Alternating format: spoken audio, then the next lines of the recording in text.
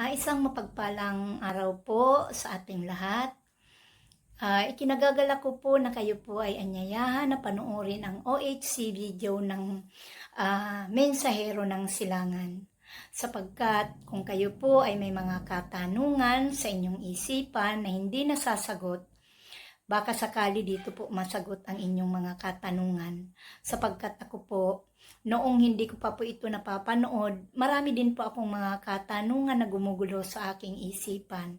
Ngunit nung dumating po itong video na ito sa buhay ko at pinanood ko, dito po nagkaroon ng linaw ang mga gumugulo sa aking isipan. Lahat po nasagot. Kaya pagpapala po ito para sa akin. Sana sa inyo din po. Be blessed!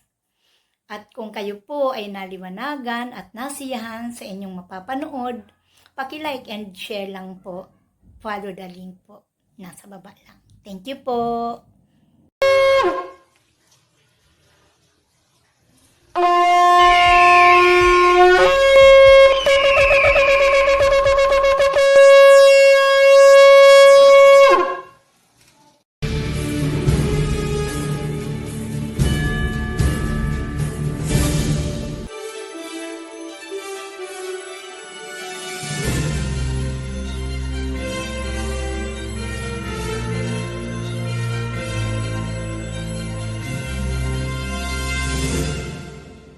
Isang pagbati mula sa Oferian Heritage Conservatory. Para sa mga new subscribers, welcome to the Heritage.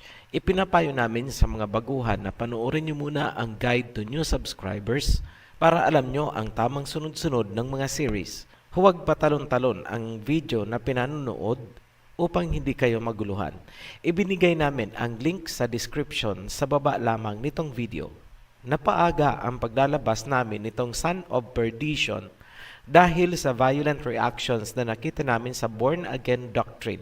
Napagtanto namin na marami talagang nailigaw ang writings ni Paul. Kung naaalala pa ng mga nagko-comment sa amin noon, gamit ang mga books ni Paul, madalas naming ipinapayo na mag-ingat sa mga writings ni Paul. Hindi natin itinatanggi na ginamit natin ang ibang sinabi ni Paul, ngunit sinigurado naming hindi salungat sa sinasabi ng Misaya at ng iba pang mga apostoles. Mayroong 13 books sa New Testament na sinulat si Paul at ng kanyang mga Pauline followers. Ang epistle to the Hebrews ay matagal nang iniuugnay kay Paul, ngunit walang scholars na sumusuporta na ito ay sinulat nga ni Paul. So, officially, ito ang 13 books ni Paul in order as it appears in the New Testament.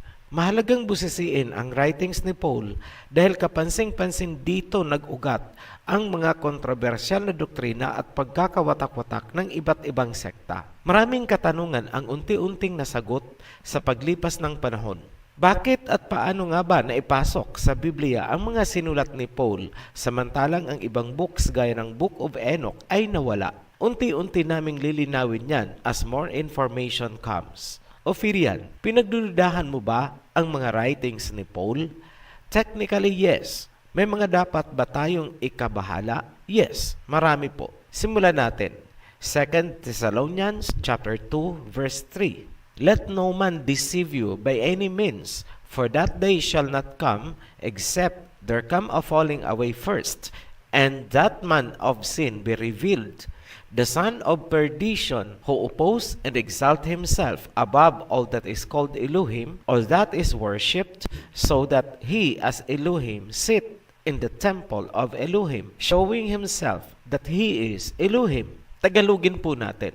Huwag kayong palinlang kanino man at sa anumang paraan, sapagkat ang araw na iyon ay hindi darating, maliban kung may unang pagbagsak at ang taong may kasalanan ay ihahayag ang anak ng kapahamakan na sumasalungat at itinataas ang sarili kaysa sa lahat na tinawag na Elohim o sinasamba, upang siya bilang Elohim ay makaupo sa templo ng Elohim, na ipinakikita ang kanyang sarili na siya ay Elohim. Sino ang son of perdition or anak ng kasalanan at kapahamakan na sumasalungat?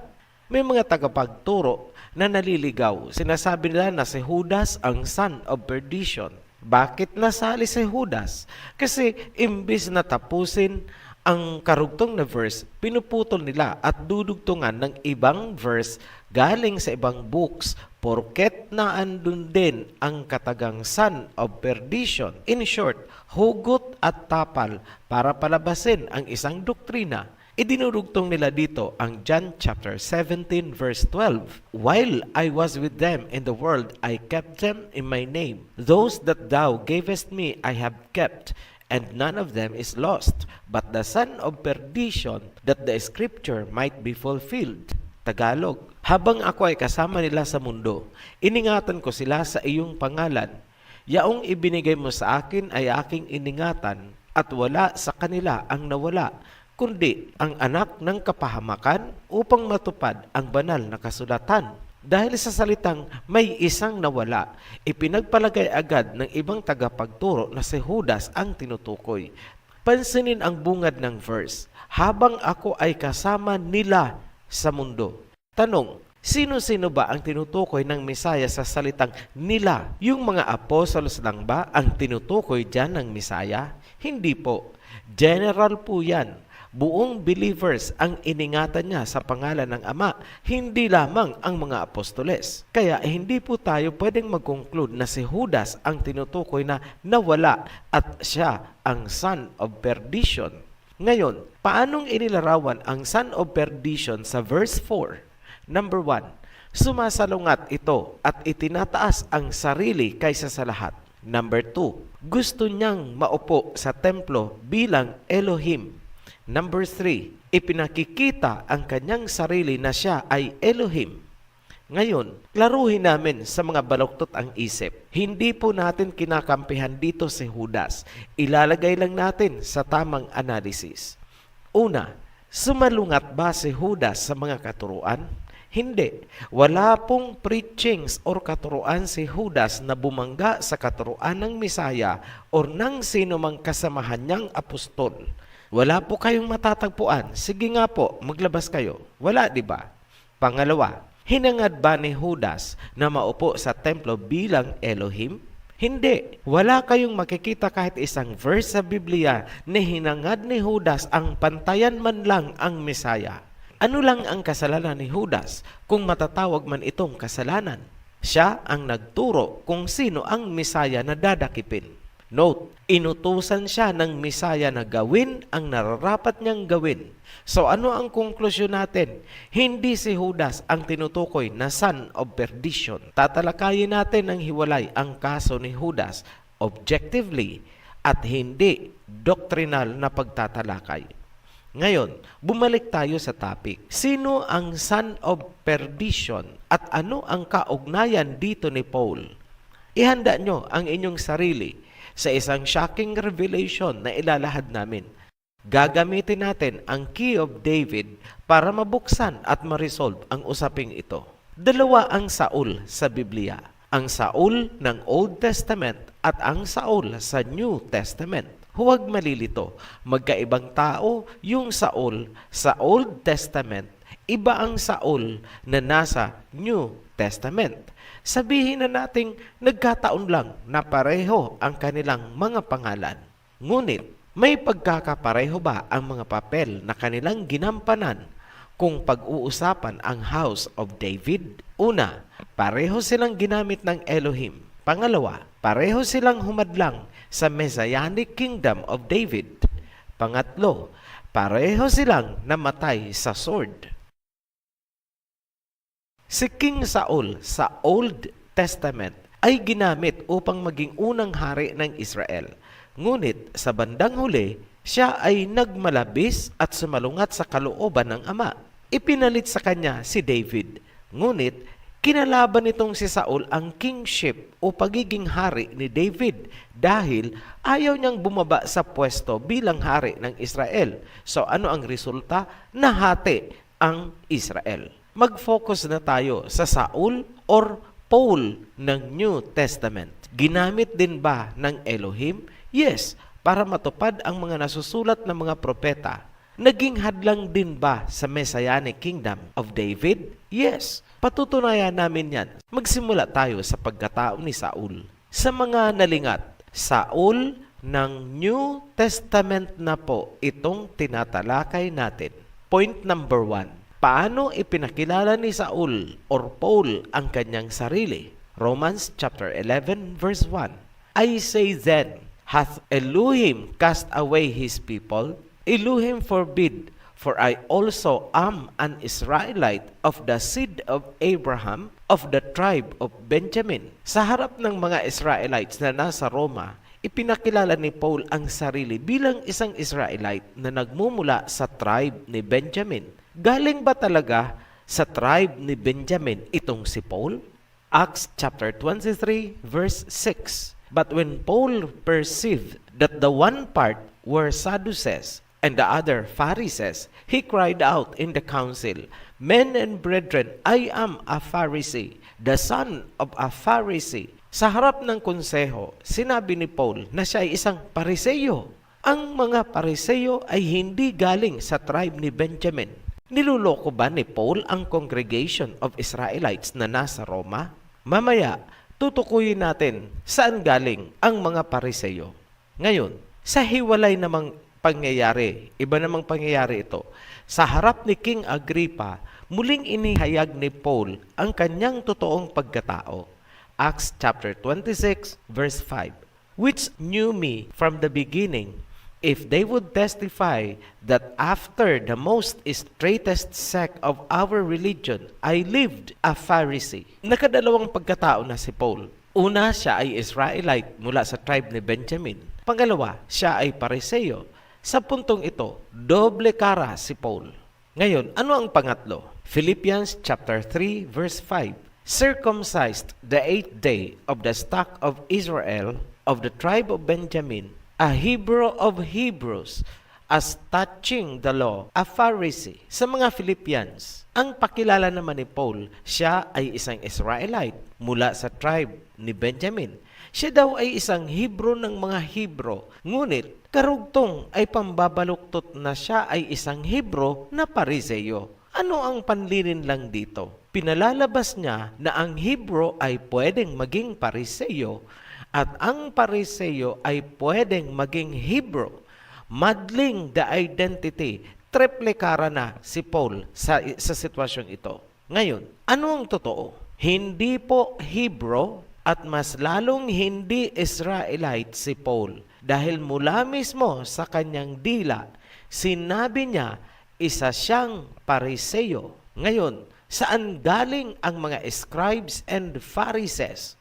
Moment of truth. 1 Chronicles chapter 2 verse 55. And the families of the scribes which dwelt at Jabes, the Tiratites, the Shemaiatites, and Sokatites, these are Kenites that came of Hemath, the father of the house of Rechab. Iisang lahi po ang pinanggalingan ng mga scribes and Pharisees. Sila ay mga Kenites. Other term for Kenites, mga Cainites, mga Canaanites, lahi ni Cain. Kung napanood nyo ang Creation series hanggang sa Babylon series, malinaw na malinaw ang pinanggalingan ng mga scribes and Pharisees. Serpent seeds. Mula sa puntong ito, malinaw na hindi figurative ang salita ng Mesaya habang kinukundinan niya ang mga scribes, Pharisees at Sadducees. Basahin Matthew 23 verse 29. Woe to you, scribes and Pharisees, hypocrites! Verse 33, snakes, brood of vipers, how can you escape being condemned to hell? Tandaan, sinabi mismo ni Paul na siya ay Pharisee. At ano ang mga Pariseo ayon sa Mesaya? Serpents, ahas. Ngayon, alam nyo na kung bakit kinakalaban ni Paul ang mga katuruan ng Mesaya. Kasi isa siyang brood of vipers, serpents, ahas. Maraming kasulatan si Paul na direktang kumakalaban sa salita ng Mesaya. Halimbawa, sinabi ng Mesaya na hindi niya inabolish ang law o mga kautusan. Ano naman ang sinabi ni Paul? Wala nang mga kautusan. Wala ng law. Gawaing ahas po yan. Walang pinagkaiba sa panahon ni Adam and Eve. Sinabi ng Ama, huwag kayong kakain ng prutas na yan dahil kayo ay mamamatay. Ano ang sabi ng serpent? Hindi kayo mamamatay. Malinaw, di ba? Gawaing ahas. Ngayon, saan nahasa ang talino ni Paul sa ganyang mga gawain o ganyang style ng pagbabaluktot? Acts chapter 22 verse 3. I am verily a man which am a Jew, born in Tarsus, a city in Cilicia, yet brought up in this city at the feet of Gamaliel, and taught according to the perfect manner of the law of the fathers, and was zealous towards Elohim, as ye all are this day. Ako ay isang matuwid na tao, isang Hudyo na isinilang sa Tarsus, na humantong sa bayang ito at tinuruan ni Gamaliel tungkol sa mga kautosan. Focus tayo. Sinabi niya na naman dito, iba na naman ang deklarasyon niya. Sinabi niyang isa siyang Hudyo. Nakailang pagkatao na ang pakilala niya. Una, Israelite, Hebrew of Hebrew, at Pariseo. Ngayon naman ay isa siyang Jew o Hudyo. Hindi lang triple kara, quadro kara na itong si Paul. Unang sinabi niya, galing siya sa tribu ni Benjamin. Ibig sabihin, kung siya ay galing sa tribu ni Benjamin, hindi siya Hudyo. Dahil ang mga Hudyo ay galing sa tribu ni Judah. Nakita nyo na ang panlilin lang na ginagawa nitong si Paul? Ngayon, ang perfect manners ng panlilinlang ay natutunan ni Paul kay Gamaliel. Acts chapter 22 verse 3, binasa na po natin kanina. Si Gamaliel ay isang doctor of law of the Pharisees, Pariseo.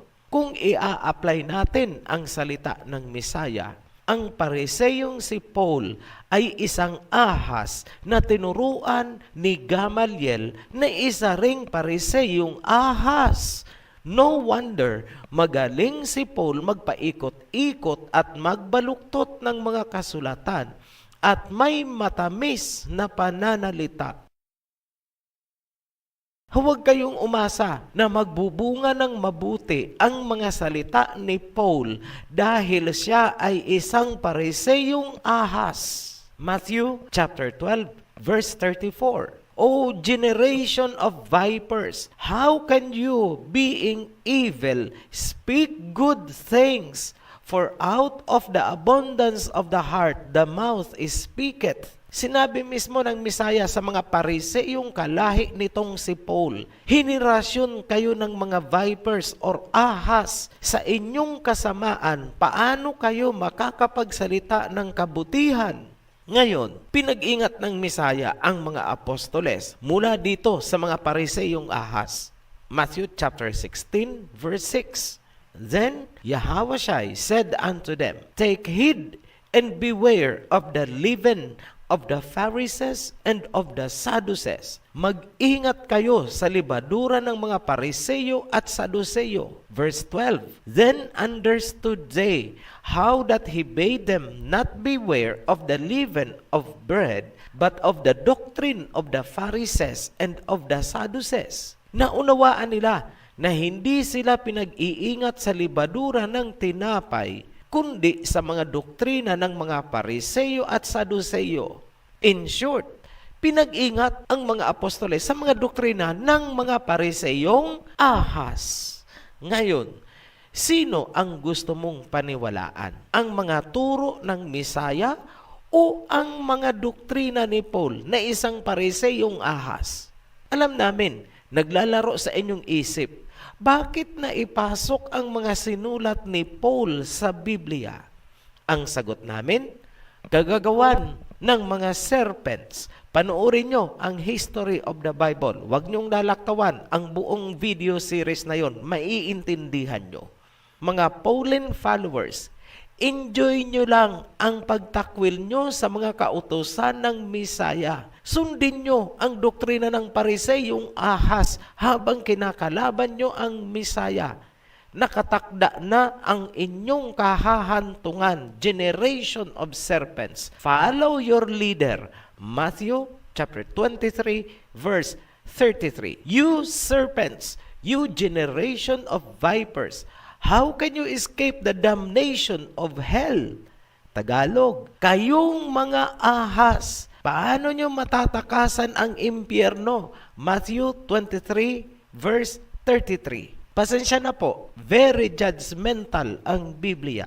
Binasa lang po namin, walang labis, walang kulang. Hindi pa po tayo dyan natatapos. Nagsisimula pa lang tayo. Itutuloy natin ang pagkatao at mga gawain ni Paul sa susunod na video. Babalatan namin ang Pauline doctrines at ilalahad ang isang napakalaking blasphemy na ginawa nitong si Paul. Abangan nyo ang Son of Perdition Part 2. Muli kaming nagpapasalamat sa mga patuloy na sumusuporta sa Oferian Heritage Channel. Hanggang sa muli, be blessed. Shalom. Share and like lang po kung kayo po ay nasiyahan sa inyong napanood at kung nasagot ang inyong mga katanungan. Maraming salamat po. Be blessed.